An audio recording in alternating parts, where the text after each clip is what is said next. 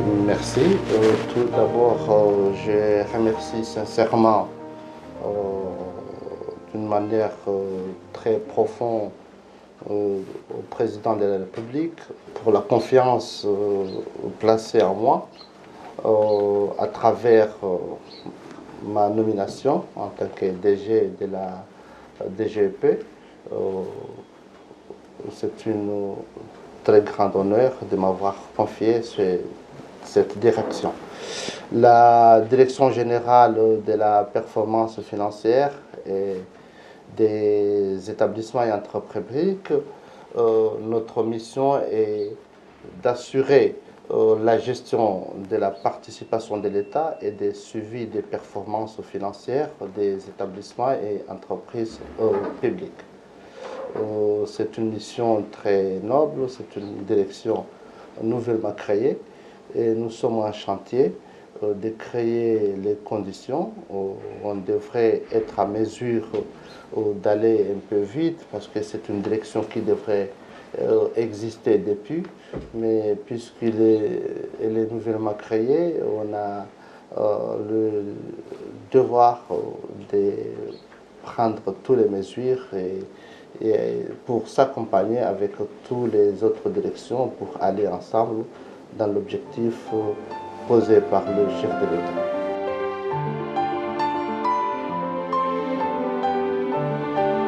Tout d'abord, c'est la création de ce qu'on appelle le guichet unique, c'est-à-dire qu'on a pu créer un réseau permettant de transmettre facilement toutes les données et tous les documents venant des établissements et entreprises publiques, mais aussi nous avons pu élaborer ce qu'on appelle un outil de suivi des performances financières pour les établissements et entreprises publiques. Ça, c'est une grande chose pour l'ensemble du pays parce que ça nous permet d'avoir une visibilité accrue dans l'ensemble de tout ce qui se passe dans les établissements.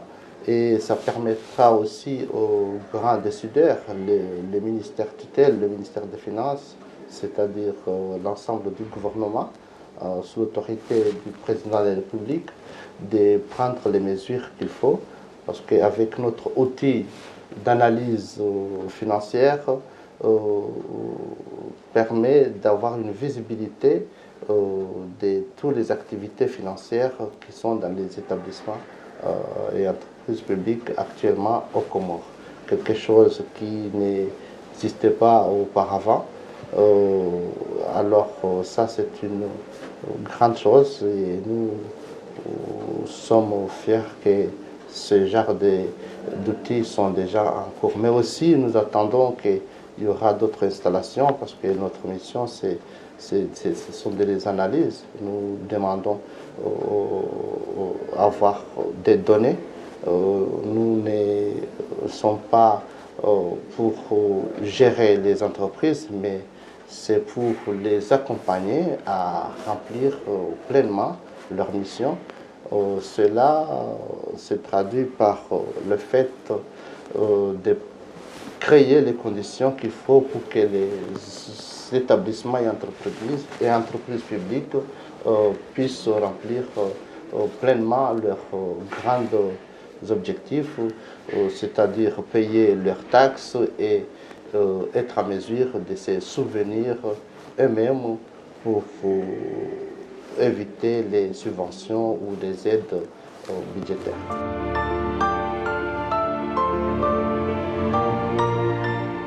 D'accord, merci. C'est en assurant la mobilisation accrue des dividendes des établissements et entreprises publiques, en contribuant à la réduction des subventions grâce au meilleur ciblage, mais aussi en fournissant des données fiables et consolidées pour améliorer la planification et la crédibilité des établissements auprès de nos partenaires.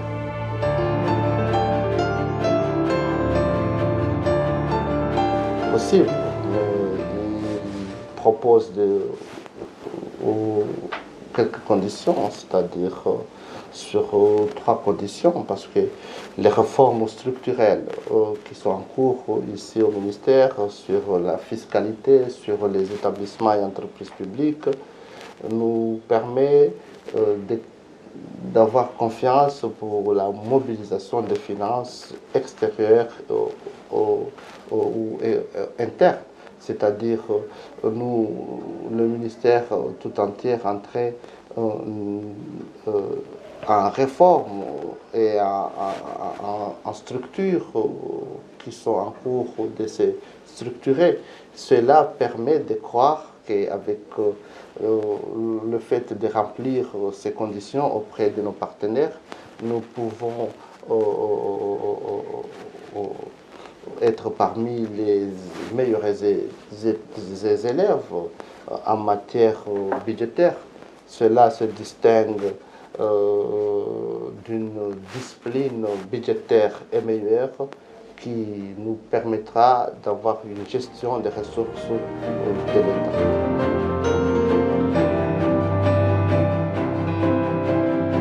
C'est d'abord la généralisation des contrats de performance, le suivi trimestriel de leurs activités avec notre nouvel outil, l'outil qui s'appelle l'outil de suivi des performances financières, mais aussi des renforcements de transparence et traçabilité, c'est-à-dire la publication des rapports. Cela aussi permettra d'avoir confiance à nos partenaires, mais aussi à nos grands décideurs de prendre de grandes décisions.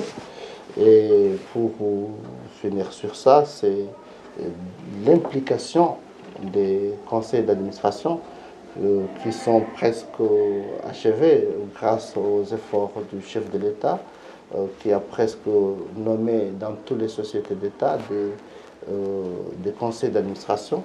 Et ces conseils d'administration qui sont des grands outils juridiques pour le bon fonctionnement des établissements et entreprises publiques.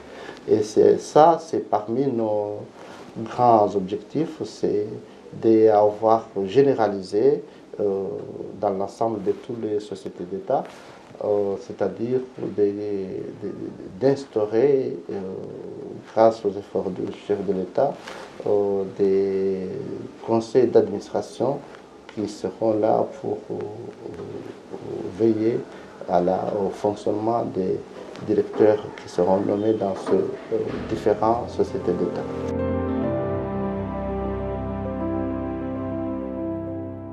C'est la transparence et la rigueur, parce que cette direction permet d'avoir confiance aux établissements et entreprises publiques, sont avec des rigueurs budgétaires au service d'un développement inclusif, aux partenaires des Comores. Les Comores s'engagent dans des réformes crédibles, dans des réformes ambitieuses.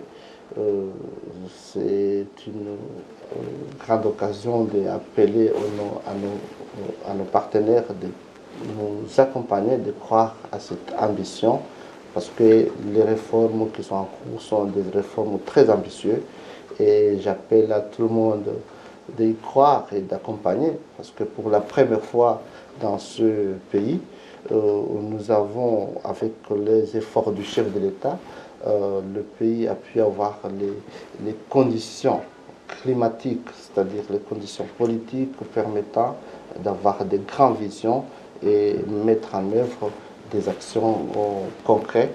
Et ça demande aussi l'accompagnement et la confiance de nos citoyens. Merci.